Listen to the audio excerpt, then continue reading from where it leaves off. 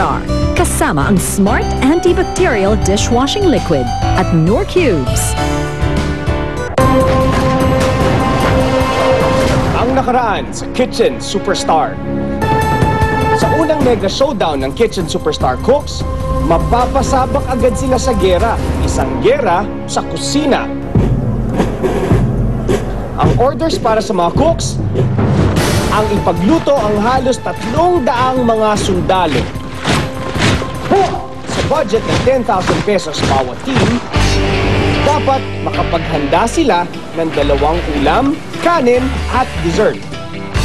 30 minutes lang ang oras nila para mag-grocery. May 1 oras naman sila para makapag-prepare ng ingredients mula pagkabalik sa grocery at kinabukasan, magkaroon sila ng 3 oras para magluto at maghain ng tanghalian. If you get 5 stars from our soldiers, that would mean babalik-balikan ang inyong inihinda na pagkain. Ibig sabihin, hindi sila nagsisi. Kung binigyan kayo ng 3 stars, that would mean, okay lang, not bad, but nothing great. And then, if you get 1 star from our soldiers, malungkot sila. Sabi nila sana, team na lang sila kumain. So make sure, do not fail our soldiers. They have been fighting for us, for our lives. So ito na ang maibibigay natin sa kanila. We have given you yesterday time to prepare, time to think, time to strategize. At ngayon, ito na ang gera ninyo. Pabilisan, pero pagalingan at pasarapan. Cooks! Pasiklaban na!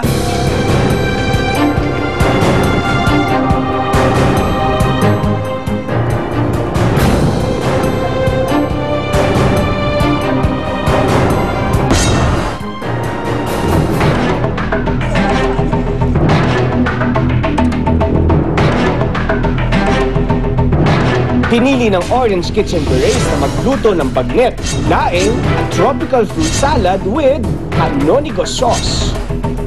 Napagkasunduan naman ng Red Bulalo na magluto ng breaded chicken teriyaki, buttered and creamed marbled potatoes with pork at fruit salad topped with apple cinnamon.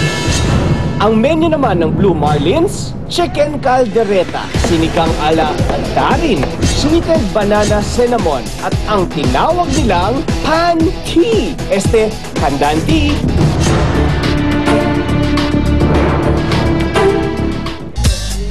Habang papalapit ang oras ng tikiman, lalong umiinit ang labanan.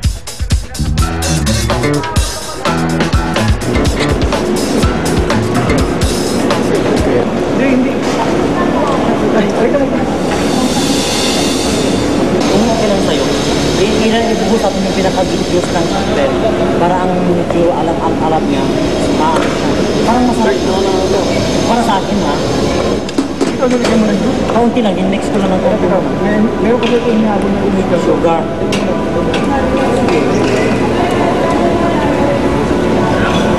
Naluto niya na yung laing, so tinikman ko siya kasi parang wala akong tiwala eh. So nung tinukman ko siya, talagang nalasahan ko yung matapang ang alat. Ano lang yung juice ng fruit cocktail, itry ko lang siya kung okay.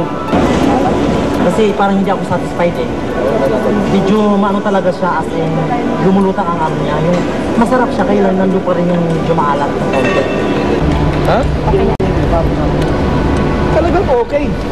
Lipat na natin. Medyo matabang lang ang palasa, no? Kailan natin gagawin ng parang tapos yung time natin, ganun ba yun? Siya gumawa na. Binuko yan. Kasi magtatrain tayo. Kasi wala ka sa kakayanan ko. O sige. Wala ako kakayanan nyo. Hindi ba ako pwede mag-suggest? Kasi magkakagrupo tayo, Okay. di ba? Next time kung may chance ikaw ang gagawa. Ay, hindi na. Tapos, Malalaman nyo na lang kung anong gagawin ko.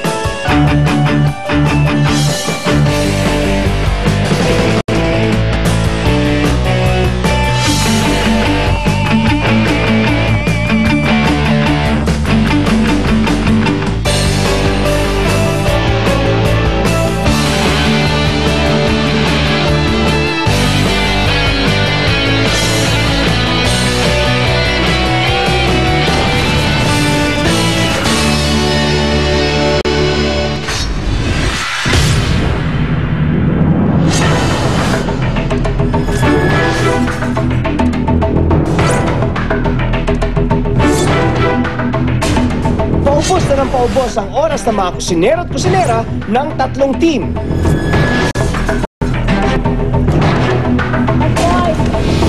"25 minutes. Ang mga sundalo, padating na. Gutom at alam niyo naman ang kasabihan. Huwag gagalitin ang gutom. Sa iksi ng natitirang oras, mukhang hindi aabot ang mga niluto na mga cook. More water. Maya-maya pa, ang ating resident judge si Chef Boy Logro to the rescue at di na maiwasang saklolohan ang mga teams. Sa dami kasi na ipagluluto, ang iba sa kanila hindi na malaman ang gagawin. Yung luto na, saan yung nilalagay? Sa lalagyan na ron? Nilagyan mo ba sa ilalim ng cloth? Tissue para ma-absorb yung mantika? Ilalim, ha? Oo, may mantika kakainin ng mga sundalo natin. Hindi ba kakatakbo yan? Tamang paraan ng paglalagay ng breading ang itinuro ni Chef Boy sa Red Bulalo team. Ano, parang hindi na mawala yung ano.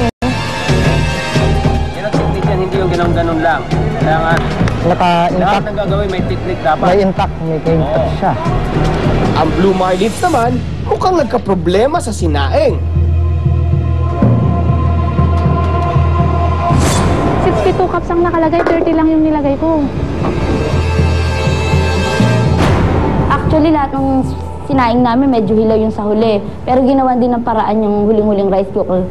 Nilagyan din ng plastic, tapos naluto naman. Samantala, sa station naman ng Orange Kitchen Berets, hindi pa rin humuhupa ang tensyon. Then, pumunta na ako dun sa, pinukus ko na din yung sarili ko dun sa, sa pagsasaing. Kasi yun din yung naging main ko talaga sa, pagsasaing dun. Sabi ko, sa pagsasaing lang talaga, hindi ako magpapaano talagang, alam ko naman kung paano. Alalay na lang siya, alalay. Hindi ako na mag-isa. Ha? Wala.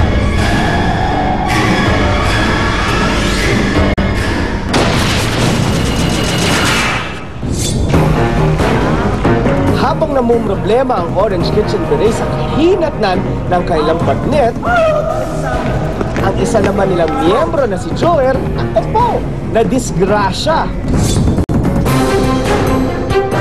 Sa darating na linggo, ikakasal na kami, si Matthew at ako.